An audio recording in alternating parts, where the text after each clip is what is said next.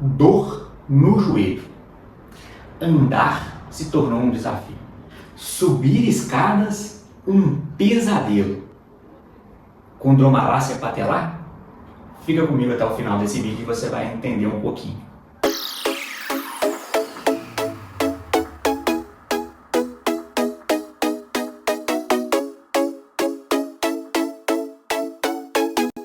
Pessoal, já peço a vocês encarecidamente, deixa o like no vídeo para nós. Temos vídeos aqui no canal que já chegaram a mais de 500 visualizações e eu agradeço muito a vocês. Se não fosse por vocês, nada disso estaria acontecendo. Peço a vocês também que se inscrevam no canal. Se vocês estão gostando do conteúdo, estão consumindo o conteúdo, ser inscrito, né, nos ajuda muito para que a gente possa sempre trazer conteúdo de qualidade para vocês, tá? Então se inscreve aqui no canal, deixa seu like no vídeo, deixa seu comentário também, isso nos ajuda muito. Ajuda o YouTube a entender que o conteúdo é relevante e entregar ele para mais pessoas, tá? Então vamos lá.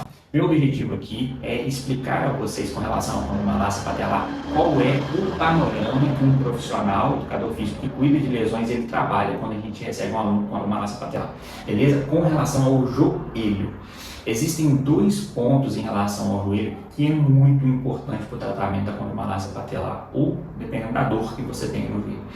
Primeiro ponto é a compressão que o quadríceps exerce sobre a patela. Então existem, vamos pensar, né, aqui a minha articulação do joelho, tá? Então eu tenho níveis de flexão e extensão. Então dependendo do meu nível de flexão de joelho, eu tenho maior ou menor compressão sobre a patela que o quadríceps exerce. Então ponto 1, compressão que o quadríceps exerce sobre a patela. Anota isso aí. Ponto número 2, que para nós é relevante, é a área de contato. A área de contato entre a patela e o fêmur.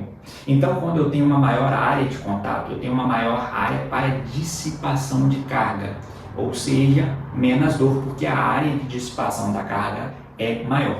Quando eu tenho menor contato, a área de dissipação da carga é menor, então eu vou ter mais dor. Ponto crítico para quem tem condromalácia patelar, ângulo de 90 graus. No ângulo de 90 graus, ali eu tenho maior compressão, onde o quadríceps exerce maior compressão sobre a patela, pressão da patela contra o fêmur.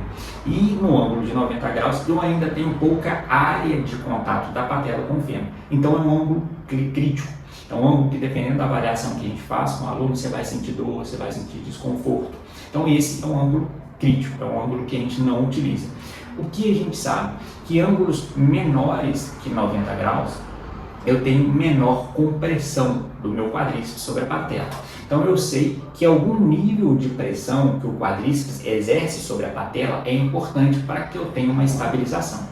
Ok? Só que eu preciso minimizar essa compressão. Então existe um grau, né, de compressão que é importante para a estabilização, mas eu não posso exagerar. Então ângulos menores que 90 graus, eu tenho alívio dessa compressão do quadríceps sobre a patela, mas eu ainda tenho uma estabilização.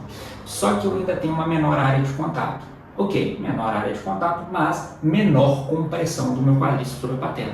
É por isso que a gente utiliza amplitudes de movimento reduzidas. E aí eu peço que você leve a sua imaginação para um agachamento. Okay? Então, assim, a gente precisa fortalecer a região de quadríceps, por isso que a gente utiliza muito isometria, que a gente consegue um nível de intensidade legal e você tem cautela porque você utiliza um grau de liberdade de movimento menor. Então a gente utiliza ali em torno, às vezes dependendo, por isso que a avaliação individual que ela é importante, precisa avaliar outras questões desse aluno, mas a gente utiliza ali, às vezes ângulos de 70 graus, algo do tipo, para que a gente não aumente muito essa pressão, ok? Ângulos maiores que 90 graus seriam a excelência do trabalho, porque em ângulos maiores que 90 graus eu tenho uma maior área de dissipação de carga em relação à minha patela e o meu fêmur, ou seja, eu tenho uma maior área de contato. A minha patela, à medida que a gente vai aumentando o grau de flexão, né, pensa num agachamento profundo, a gente aumenta o grau de flexão do joelho, a minha patela ela vai se inferiorizar e ela vai ter um melhor contato com o fêmur, ou seja, eu tenho uma maior área para dissipação de carga. Isso é legal. E à medida que a gente passa de 90 graus, a gente vai aumentando a amplitude de flexão no joelho também, eu mudo o vetor de força do meu quadríceps. E aí ele exerce menor compressão sobre a minha patela. Ah, Rodrigo, poxa, paguei um ouro, então vou botar os meus alunos para agachar profundo.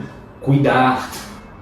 Não é isso que eu estou falando. Esse seria o padrão ouro. Só que o que a gente entende com a experiência que eu já tenho, com vários alunos que eu já trabalhei com condomalácia patelar, esse aluno ele vai apresentar algumas disfunções. Então, muitas das vezes ele não vai ter boa amplitude de movimentação de quadril, ele vai ter encurtamento de alguns músculos ali, né? Então isquiotibiais, glúteos, pouca mobilidade da região ali do quadril. Então, para ele não vai ser vantajoso, ele não vai conseguir manter um bom padrão motor no agachamento profundo, ele vai compensar. Então, você vai estar ajudando em um ponto, mas vai estar comprometendo outras estruturas. É por isso que a gente utiliza menores amplitudes, e aí com o trabalho a gente vai trabalhando na região de quadril, mobilizando as articulações que a gente precisa mobilizar, alongando as estruturas que a gente precisa alongar, trazendo mais mobilidade articular para as estruturas que precisam de maior mobilidade articular, e a gente vai evoluindo no trabalho. Então é importante que uma pessoa com condomalácia patelar a gente movimente o joelho, então, ou seja, a gente trabalhe a articulação do joelho, fortaleça quadríceps, mas mais importante ainda é que a gente olhe para a articulação do quadril e a gente fortaleça a musculatura que está ao entorno do quadril.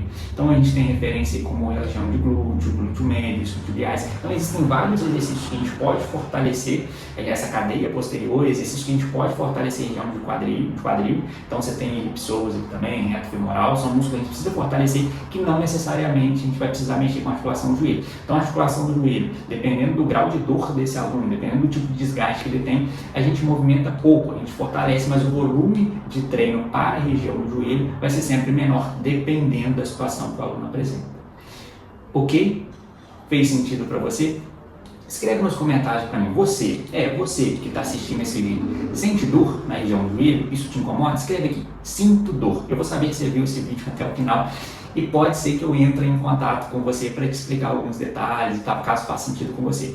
Com relação à informação que eu trouxe aí, em relação à amplitude de movimento, você já sabia? Coloca nos comentários, eu já sabia dessa informação. Ou coloca aqui para mim, eu não sabia dessa informação. Essa informação foi relevante para mim.